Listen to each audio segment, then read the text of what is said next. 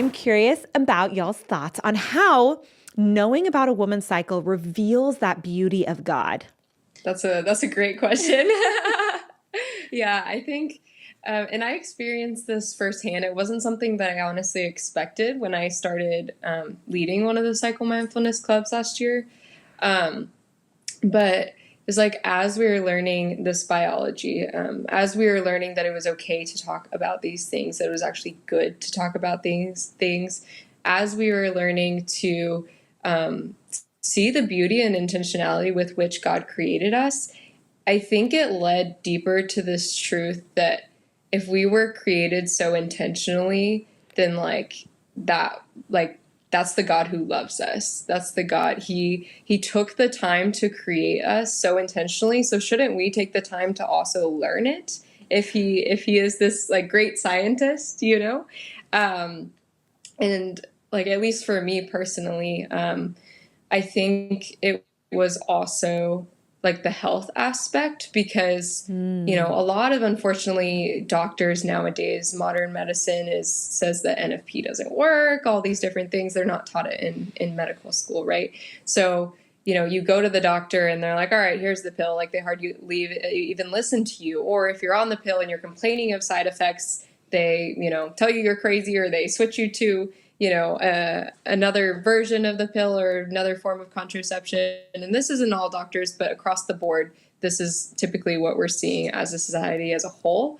And so when I learned how to chart my cycle, and I was able to take my chart to a doctor, a NAPRO doctor that was trained in how to read this, to sit with me, I think that just did wonders for my soul, like not even just my body, but for my soul, to be, as a woman, to sit there and to be heard, to be listened to be understood, and not told like you're crazy, like just go on the pill and suppress your womanhood as a whole, but sitting there and acknowledging, my struggles and my symptoms and all of these things, and working with me to find healing. Because I think that's exactly what Jesus does with us, is, he doesn't just sit there and be like, all right, like, here, this thing's going to fix everything. Like, just go over there and, we'll take care of this. We'll put all these Band-Aids on it. But no, he sits with you through all of these struggles that we have. And he's not patching up Band-Aids to try to keep you together, but he's sitting there with you. He's addressing all these things that you're feeling. And there's something deeper. There's a deeper healing he wants to bring about throughout all of this. So in my experience, that is like a huge way that I've seen like God reveal himself through this whole process of learning fertility awareness and learning just the beauty of how he made us. Like, I think it's an opportunity for so much healing and freedom to come about, because we're just living into the reality of who we are as women. We're not deceiving ourselves.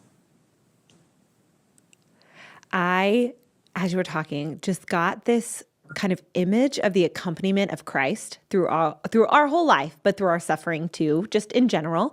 And I just got this image of y'all's groups, your cycle. I'm so sorry. I don't know why I have cycle management in mind. Mindfulness. Cycle, mindfulness.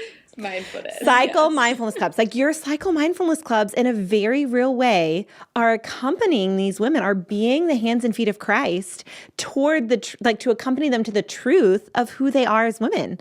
And I love the story you told of the breakthrough. This might have been before we actually started filming, but the breakthrough of like the realization of the connection between the science and the dignity of the person, right? Like, we're fearfully and wonderfully made. And part of how women are fearfully and wonderfully made is our cycle. I mean, a huge, huge part, maybe like the primary part of how because it just affects so many elements of us, right? But we have no idea. And so what your cycle mindfulness clubs do you probably already aware of this, but I just love this idea that you are accompanying these women so gently and so tenderly to this place of knowledge and freedom.